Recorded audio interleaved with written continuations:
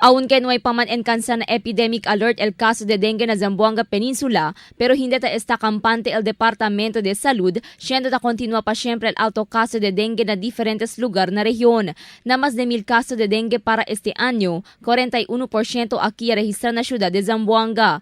Según con el Dengue Program Coordinator del DOH Solomon Perez, el de bien alto caso de dengue ya registra na ciudad por causa na alto número del población. Si grande el población, mas sa queda congested el lugar, ta tiene falta supply del agua y ta tiene problema na sanitasyon. It is very consistent from year to year. Zamboanga City contributes the highest cases of dengue.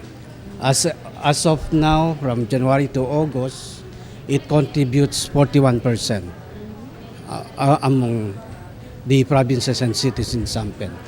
Maskin soles o tiempo de ulan, ta esta según rampante el caso de dengue. Limpieza según na alrededor amo na uno importante cosa que debe hacer el cada comunidad. Evita según deja maga estancaw agua, siendo este ta sirvi como el breeding place de namuk. Si ta subi el población de maga namuk, ta subi también el chance para el caso de dengue na comunidad. Además, ta adverti también el DOH para el conducta del 4S que ta incluye el search and destroy. Si tan-ulan, donde lang tabuta ditong basura, especially ang mga plastic containers that can accumulate water. Then if this will be left behind, taki dati breeding place del Aedes mosquito. So, tabla kita, si alto el population de mosquito, alto el risk, pwede si kita man-spread el disease.